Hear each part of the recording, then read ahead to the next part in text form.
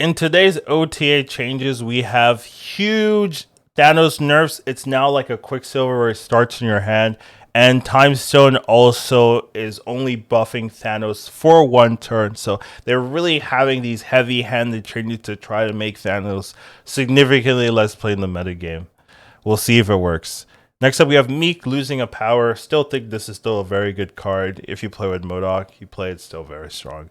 Crossbones is now a 410.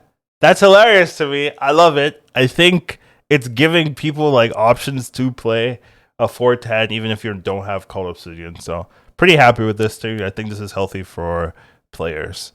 Sabretooth going from a 3-4 to a 3-5. I feel like this does nothing. Honestly, it's not good enough. Destroy has way better options to play. And then we have Angela, old Angela coming back. Super happy for this. 2-0. Do I think it's enough to see more balance and stuff? Maybe. Definitely people will try it. But there's been a lot of synergy for heavier costing decks. Mockingbird, Hope Summers, these like heavy decks have a lot of support. So not sure this is enough, but it's a step in the right direction to try to see more variability in terms of bounce and small power decks. And then also Baxter building, 4 power, sure.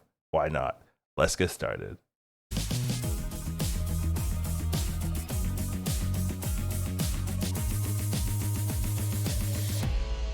How you doing, everybody? Welcome back to the Educate Colin Snap channel. We've got our patch OTA changes for April the 4th. We've got some huge Thanos changes. They really, really do not like Thanos players. They don't like you guys. And we've got some other cool things. Crossbones getting a big buff. And Angela's back in the meta. Let's get started.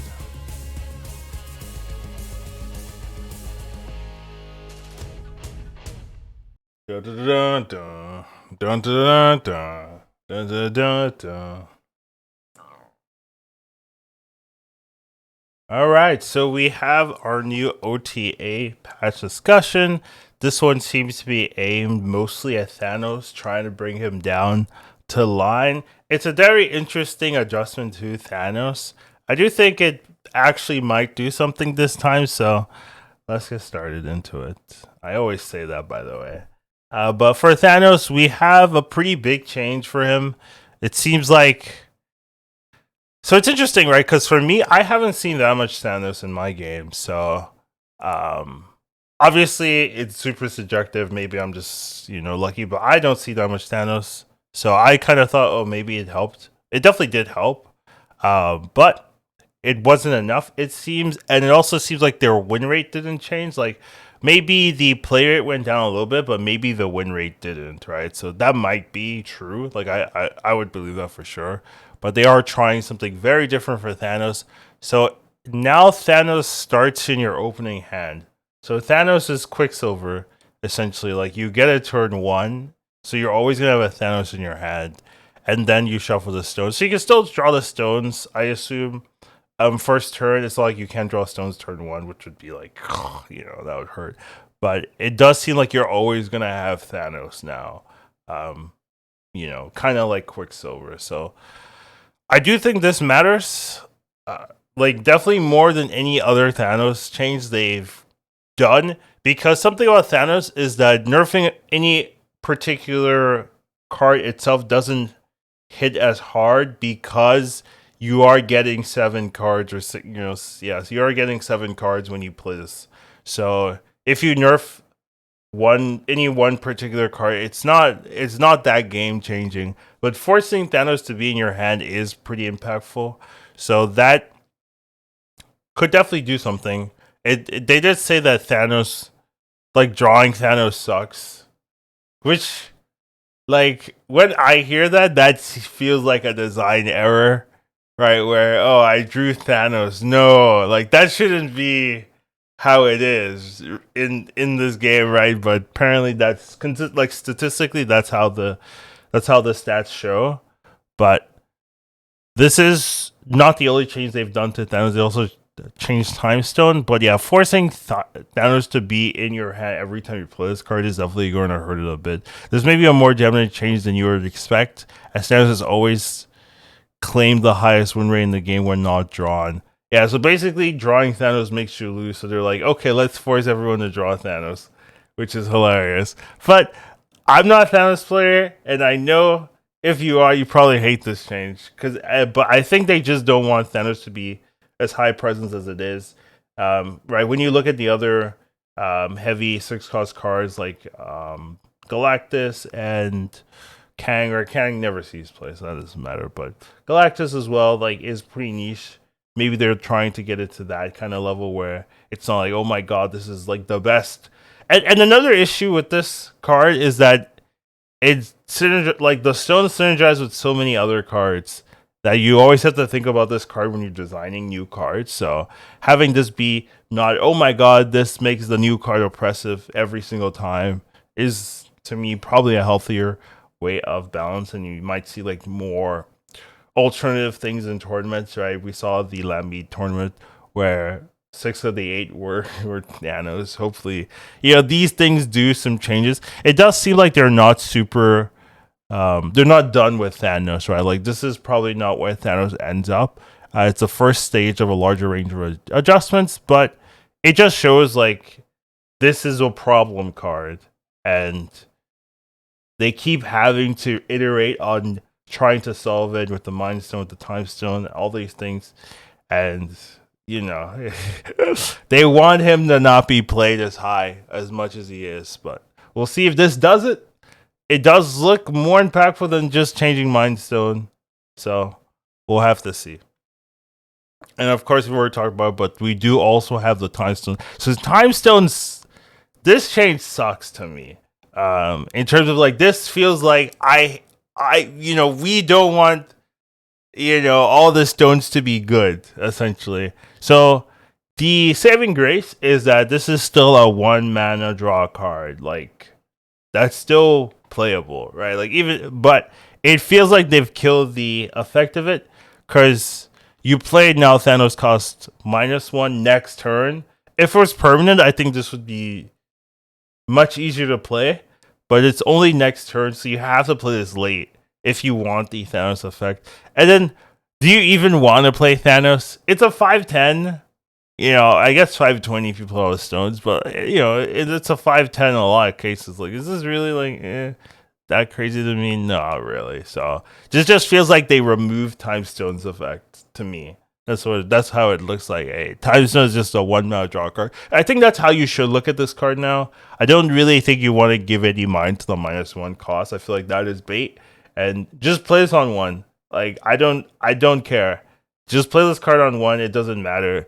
Yeah, you're losing the effect. The effect is gone. It doesn't have the Time Stone effect. That's how I look at this when I read this. So that would be my suggestion. But yeah, they really want to hurt Thanos, and I'm pretty sure Time Stone was before was the best stone, or the most winningest stone. Probably now going to drop to the worst stone. So maybe not. Maybe because you always have Thanos, so at least you can always trigger this if you want to. But it just feels bad when I read it. So I'm not super sold on this particular card. So yeah, really going on it.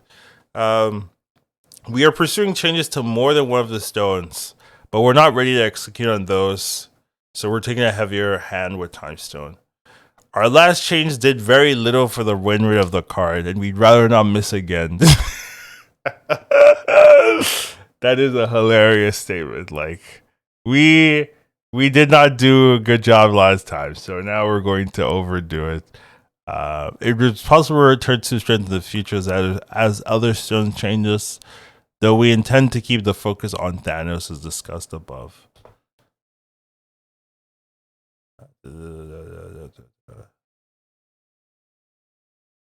What was discussed above? I don't really see any discussion there, so I'm not sure what that means.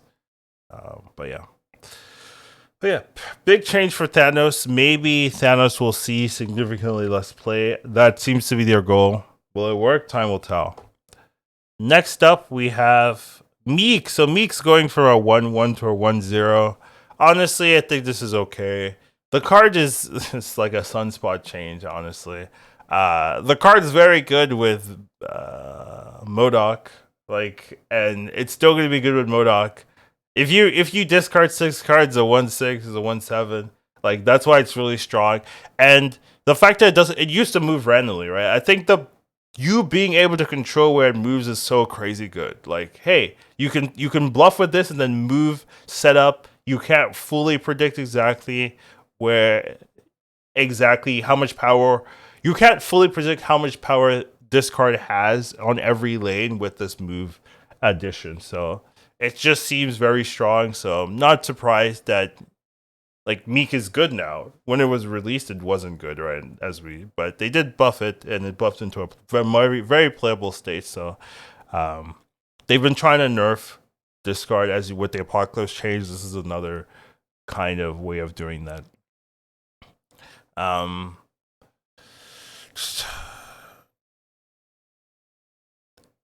so Miek has the best win rate in discard decks right now, and they think that's concerning because of the one cost card, and why should a one cost have the best win rate? I don't know. And also because it's kind of hard to consistently draw Miek on turn one, but it's still so they kind of think this turn one is the best turn to draw. So I feel like if you play this before you play MODOK, you're good, right? So it's not that forced to be a one drop. You could play it on turn four with a 3 and you're good. Like you just play MODOK on 4 and you're good. So I don't really think it's that important that it has to be played on 1, or like it was still good even when you don't draw it on 1. It's just like you just played before MODOK. You can even play this and MODOK turn 6 as long as you have a Dracula and you don't have a Swarm and you're still good. So I just think it's a good card in the discard pieces and fits in a lot of places. So I'm not surprised it's good. It's weird to see a 1-0, but it makes sense. If you're playing discard, you can discard 4 or 5 cards pretty easily. So yeah, I see, I get it. This one's funny to me. I get it and I agree. A lot of people were suggesting making this a 3-cost card, but I think three costs already have a lot of good options. So I'm not like super sold on that. But it's funny, like, hey, just here's a +2 crossbone buff. I think it's fine because a lot of people play like Storm Crossbones, right? So you can't Shang-Chi it. Like, that'd be the fear. Like, oh, why not 4/9? So I can't be Shang-Chi. Like, a lot of people are just already, if you're playing this into Storm, like, as, Jubilee. Or just like a Jones alternative. So it just kind of feels like it hits that. Also, buff Scar. Anything 10 plus, you can play early, buff Scar. And it's just like, here, if you wanted Cult Obsidian, right? And you were like, damn it, why can't I play Cult Obsidian? Here you go. Like, they're like, you know what? Here you go. Have fun. So I'm down with it. I think Crossbones didn't see as much play as it should. So happy to see it getting a little bit of love there. So, I mean, this makes this card like actually good. That's the weird part to me. Like, this might actually be a good card now where you can legit play it without trolling. And it's like, like Call of Obsidian is like surprisingly good. Well, maybe not surprisingly, but like very good. And now you have a free to play option. Like, kind of surprising to me. But yeah, I'm down. I'm down for this for sure. There's been a lot of debate of which downside is stronger. I haven't really thought about it too much. Like, would I prefer Call of Obsidian's effect or Crossbone? Probably for me, Crossbone, because I don't really like 1-drops that much. I'm not a big Thanos player, so I think it's pretty easy to set up a lane where you're winning. Like, I think if you have some early games, some 2s and 3s, you can, and you have Crossbone in your deck. Like, keep in mind, you have Crossbone in your deck. You can probably set up where you're winning at least one lane turn 4. So I think I think this is probably better, but Call of Duty already has decks made for it, and Thanos and stuff like that is already working. So very, very interesting buff. Like, I see people actually playing this now. So yeah, it's gonna be fun finding out. We like to add a little bit more support for Scar. So yeah, I'm super down for this change for sure. I think this is the type of changes that I think is necessary. You give people more options, and not have these like dead cards in the game which have no place that are Series 3 or more. Like, some of the Series 1, Series 2 cards are hard to adjust because they're thinking about the new player experience, especially in Pool 1, Pool 2. But like Series 3 cards are just like are bad. Why? So I'm down. Sabretooth going from a 3-4 to a 3-5. I personally think this changes nothing, and I would like to see more like maybe if it gets destroyed, it gets +1 as well. Like so it's so you have something to do instead of like destroy it once and never play it again. So I'm not sold on this making people play this in any destroy archetypes at all. So I'm not really sold, but yeah, it's it's something. I just feel like it's meaningless to me. Maybe other people will start playing it, but I don't see it. Many are saying 3-5 is new 3-4. Yeah, I think that's true. Like most of the new cards being added are 3-5 without downside. Like Baron Mordo is a 3-5, no downside. Well, no real downside, you know what I mean, and stuff like that. So yeah, I agree. We're fairly happy at how many of these 3-5s are working out, and we expect to make more changes over time to balance out the range of power among our lower cost cards as the game grows deeper. That's an interesting statement. We expect to make more changes to balance out the range of power among our lowest cost cards. It feels like like 1-3, 2-5, 2-4, 3-5. Honestly, like it would be fine. Or I guess 1-2, 2-4, 3-5, 2-3. 3-5, 4-7, 4-7, 4-8. I guess 4-8 would be fine. 5 something. 5 and 6 are harder to tell what like the baseline vanilla is. Like the baseline right now is 1, 2, 2, 3, 3, 3, 4, 4, 6. That could definitely be higher. 4, 6 is like no. You need a crazy ability. 5. What's the 5 cost? It's Abomination, right? 5-9 feels like that could be higher as well, honestly. But 5-9 is like okay since it goes under Shang-Chi and then 6-12. Yeah, I mean, but no one's playing those base stat cards. Abomination, sure, but no one's really playing it. I guess 2-3 is like. I guess 2-3 is still okay. 2-4 maybe is too much. There's no 2-4s really. It's just like Mysterio. Things like that. But yeah, definitely okay with 3-5 over 3-4. Like, I feel like that's kind of whatever. So yeah, but overall, like I don't think this change matters to me. That's my thoughts there. And then we have Anja, probably the other big change besides Thanos to me. Anja's going back to old Angela, like completely old Angela, 2-0+2. Like that's old Angela, where you used to just do a lot of bounce stuff with Angela. So bounce is kind of not very played right now, so maybe this is like their push to influence Balancer and to encourage more bounce decks to be in the meta. But yeah, I'm okay with this. Currently, I think bounce and stuff and Elsa, those type of cards could all use some synergy, some influence, and this is like one of the best ways to do that. So I'm down. I'm happy with this change. Like I used to really like old Angela, and they nerfed her, and now I didn't like her, but I'm happy to have her back. The metagame has shifted to create more space for the small ball decks, so we're adjusting in kind. Will this be enough to return decks like Silky Smooth and metagame, or do they need more help? Time will tell. So I'm they were calling it Silky Smooth, so I'm happy about that. But yeah, I think this helps. I do think there has been more synergy towards bigger decks, like or higher costing decks than small ball decks. So maybe this won't be enough because people are just gonna overpower you with Mockingbird, Hope Summers. But maybe, right? Maybe this helps. I mean, this definitely helps for sure, but don't know if it's enough, but I don't think like Angela's at fault anymore. Like I don't think my Angela's too small now. Like I don't really see that. So yeah, but yeah, and then finally we have a location buff. So Baxter is going from moving +3 power to the other 2 locations to +4 power at other locations. And I think if you get it, you get it. If you don't get it, well, I can't help you. Honestly, I feel like it's very obvious why they're doing this. So I'm down with this. I don't think it matters. too much, but I get it. Seems fine to me. So that's what we got for this particular OTA.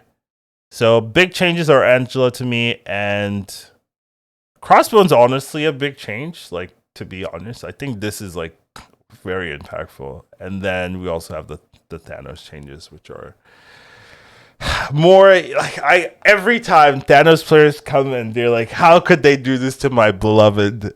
And I know it's gonna happen again. So I'm so sorry they did that to you. Yeah, what can you do? But yeah, that's what we got for today's OTA changes.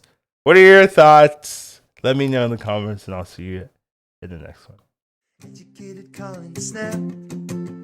Once you watch him, you won't go back.